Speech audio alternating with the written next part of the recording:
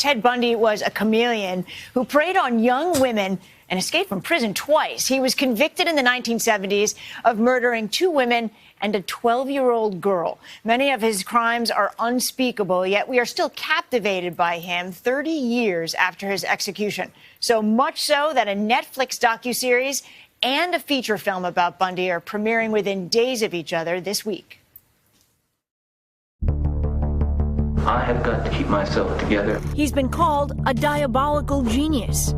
I have got to stay calm. An all-American terror. I've got to keep my presence of mind. America's handsome nightmare. As long as I do that, I'm going to beat these people. Ted Bundy, the prolific serial killer of at least 30 women, maybe dozens more.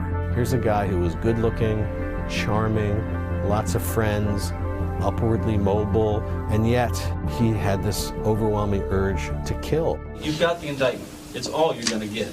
Let's read it. Let's go.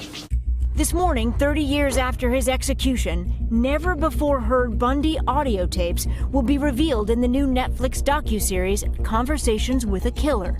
A person of this type chooses his victim for a reason.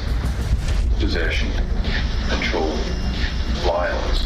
Bundy giving a window into his thought process, speaking about himself in the third person to 2 journalists during prison interviews after his conviction. I think we can say that he felt it, almost as if he was immune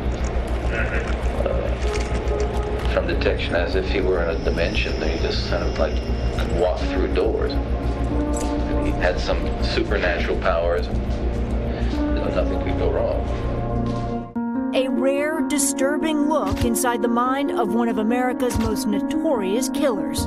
This kind of boldness that we see from time to time with this personality, but probably just being willing to take risks, or perhaps not even seeing risks, but just overcome by that boldness and desire to accomplish a particular thing.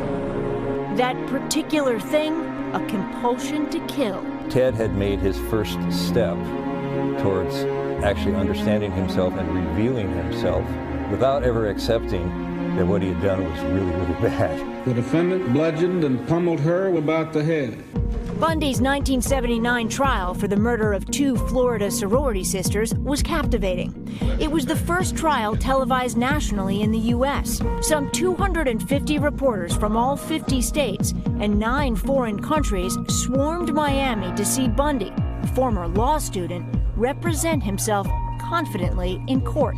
It was a spectacle. Bundy even proposed to a former colleague turned admirer on the witness stand.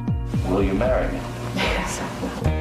That explosive charm will also be portrayed on the big screen when Zac Efron takes on the role of Bundy in a film called Extremely Wicked, Shockingly Evil, and Vile. What Bundy taught us is that, no, it's the people you least expect that often are capable of the most evil. Conversations with a Killer begins streaming on Netflix tomorrow, and the Alcatraz East Crime Museum in Tennessee is updating its exhibit to mark the 30th anniversary of Bundy's execution, to include some of his letters, cards, and a radio given to him by his mother.